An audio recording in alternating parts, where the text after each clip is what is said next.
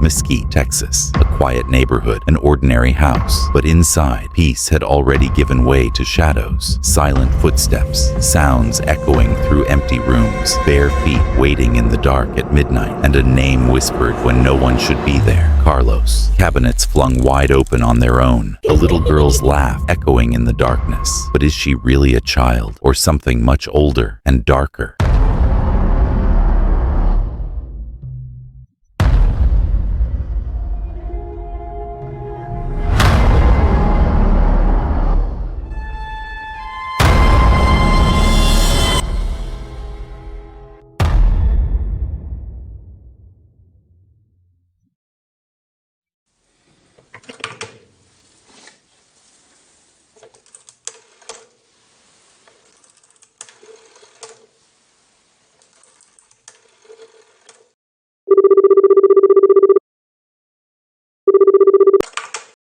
Elena, if you're ready, you can start sharing what happened to you. So all of these events happened around 3 years ago at my in-laws' house. They still live in this house, but I'm no longer living with them. The house is nothing out of the ordinary, just in a little neighborhood in Mesquite, Texas. We never thought nothing of it. You go in, it's a weird layout. You go straight to the living room, then you got the dining room, and then there's a staircase that goes horizontal up to the upstairs bedrooms. There's only 2 of them up there where my sister-in-law stay. And where I was staying was a room that used to be a garage. So that was back towards the back of the house. Where it first started, my sister-in-laws, they were just complaining that they felt or they would hear that someone was home. And during the day, my mother-in-laws, both of them, they work really early hours. So they're never home they leave around 3 a.m. and they don't get back home till 4 in the afternoon. So they're gone, I'm gone. We all work really early hours. And so the sisters were only there. This is during school break. And they would just tell us we hear someone walking around the house. And everyone was just like, okay, that's weird. No one's home. Everyone tells each other, I was here, I was there, I wasn't at the house. And no one paid any attention to it. We're just like, whatever, you're seeing things or you're hearing things. And my sister-in-laws, they're the type of people who don't really believe in that. And they're very to themselves. They're not very talkative or anything. They don't joke around with us. They just stay in their room and then that's it. So for them to come to us with the concern saying that they're seeing the lights flicker or they're hearing footsteps going up and down the stairs is very weird. So a couple of weeks passed after that. And again, they said that they were in their rooms around noon and they could see under the door a shadow of somebody just pacing back and forth under the door sill. And they were all in one room, all 3 of them. And they know nobody's home. So they stay quiet. They view it just walking back and forth and they see the hallway light upstairs just go on and then it'll go off. And they would just wait there till someone came home or they would call somebody, be like, hey, I need you to get home now. We think someone's in the house. So they didn't think paranormal initially. They thought someone had broken in. So of course we all get there as fast as we can and we find nobody. Not gonna lie, you're just seeing things. We're the type of people where we gotta see it to believe it. And we didn't think much of it. Which is, you guys are probably just seeing something. So fast forward a couple months, nothing happened until this one night. And this is now happening to my mother-in-law. This happened late at night, so it's super dark in the house. She just got up in the middle of the night, go get a drink of water. When you walk out of the master bedroom, it's a hallway and you see straight into the staircase. And the staircase isn't facing them, it's perpendicular. So you just see the steps going up as soon as you walk out. They're very energy conservative. They just use their flash on their flashlight to walk out. So that's all she was using to walk into the dark house. And she said at the corner of her eye on the staircase, a pair of legs just standing there. And she didn't look much. She was just like, oh my God, Natalie, you scared me. Natalie is the name of one of my sister-in-laws. She's the most palest one. So she thought it was just her just standing on the staircase in the middle of the night, just with no light. She's like, why would you do that? You scared me, But she didn't look up at her or her face or nothing. She just saw the legs. So she kept on walking, got her water and came back to the room and the figure was gone. She didn't see anything else. She went to the room and talked to her wife and she was like, man, Natalie scared me. And she was just standing in the dark. why would she do that? And her wife was like, what are you talking about? And just, the girls are gone. They're at a sleepover. It's just us here. And that's when she said that she froze and was just like, I know what I saw. I saw someone standing there and you're telling me nobody's here? A physical apparition, you would say. And all she saw was a pale, barefoot, everything just standing there in complete darkness. And that's when they got really freaked out. So the next day, they told everybody what she saw, experienced. And now we're taking it a little bit more serious. But okay, now there's 4 people in the house that experience something. There's something going on. And so now we get some sage and we burn it, maybe cleanse the house a little bit. But it didn't work because, again, 2 months later, it was my turn. So me and my fiance were sleeping in the room, and we have a couple dogs, and they start barking in the middle of the night. And I'm a light sleeper. And you could turn on the light and I'll wake up. So, of course, it wakes me up. And I thought it was weird that they were barking in the middle of the night. So I wake my fiance. I'm like, hey, like, they're barking. Can you go shut them up? Like, I'm trying to sleep. And right before he gets up, we hear a little girl's giggle, like right outside our door. And we both freeze and we look at each other, just as almost we're telling each other, did you just hear that? And that wasn't just me. And we confirm, I heard that.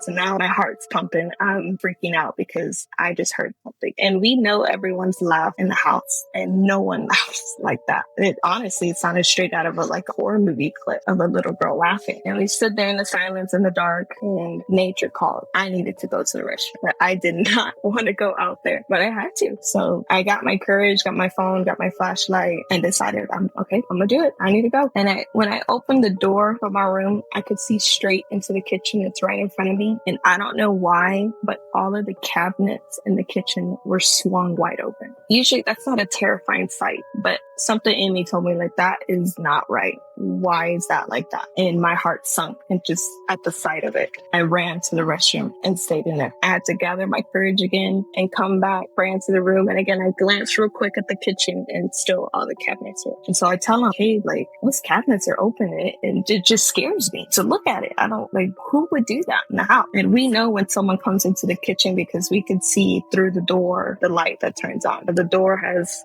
see-through panels right down the middle, so we could see straight into it. We just have a curtain that covers it, but we could still see the light illuminating through it. And anytime anyone comes into the kitchen, they turn it on, so we know someone's in there. But nothing like that happened. It stayed pitch black, so we both know we heard something that night. So we tried our best to go to sleep, and we did. And the next morning, we're just looking at each other, okay, like, we gotta tell everybody once they get back home, like, what we experienced. Like, that was pretty crazy. This is something in this house for sure. And so we're like, okay, and start doing chores. And I'm just in the room, staying in the room, folding my laundry. And my fiance goes outside to clean up outside after the dog. And I'm just minding my business. And all of a sudden I hear footsteps running towards me. And it's my fiance coming into the room. His face is just pure white and sweating. And he's just, please tell me you called out for me. Did you say my name? I'm confused. I'm sitting there. No, I didn't call your name. I'm just here folding the clothes. Are you okay? What happened? And he said while he was out there, he heard a female voice whisper his name to him. And it was like Carlos, like barely, just very faint, but he heard it. And I'm like, no, I didn't call your name. Are you sure what you heard? And he's like, yes, I know what I heard.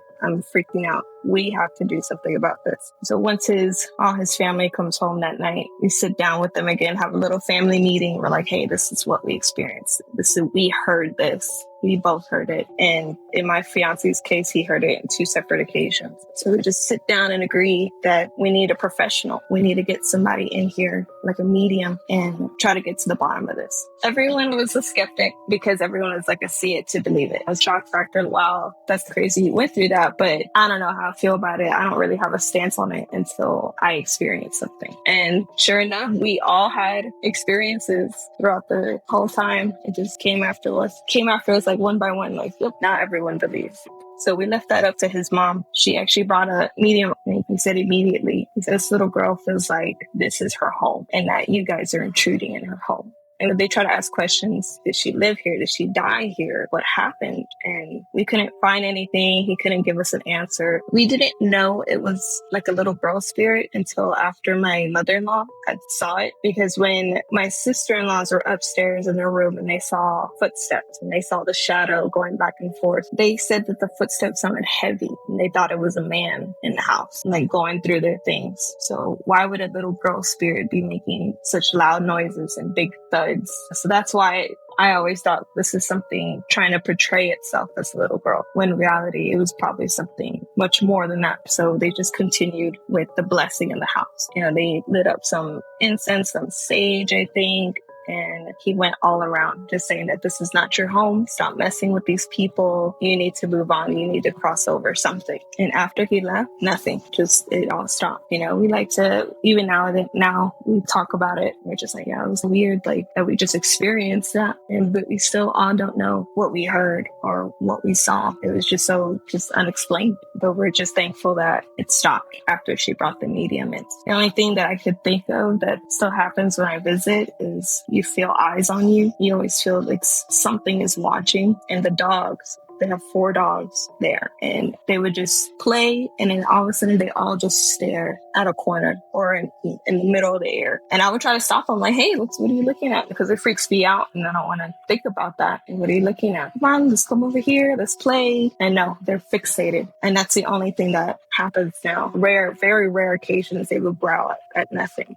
And we don't want to give it attention. If it's still something lingering, his mother told us your fear is what feeds it. It's what makes it stronger. It makes it more real. So if you choose to ignore it, to not give it that power, it holds nothing above you. And that's every time we see anything like that or feel like that, it's best to ignore. We don't pay any mind. And it seems like it's working because we've been without any kind of incidents like that since then. I thought this little girl was not a little girl. I don't want to use the word demon, but just something negative that was portraying as a little girl. And I've heard other scary stories where people would experience little girls, but they would do malicious things. And that's how like those evil entities would try to get your compassion and draw you closer by portraying as something innocent when in reality it wasn't. I experienced like little tiny things that I couldn't explain, but nothing as solid as the experience I had in that house. There's no doubt about it. So now it's for sure, I'm not going to mess with that stuff. Like it's out there. Honestly, I didn't want to leave this out, but this is like how I truly felt.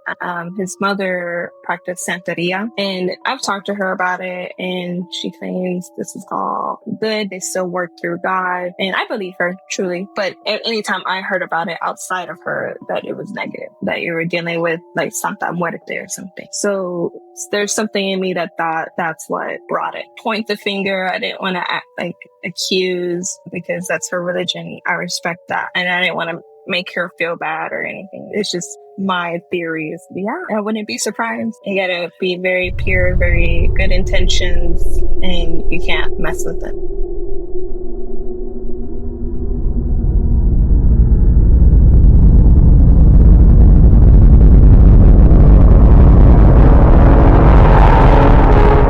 Your story could be next. Let us know in the comments, and we'll get in touch with you.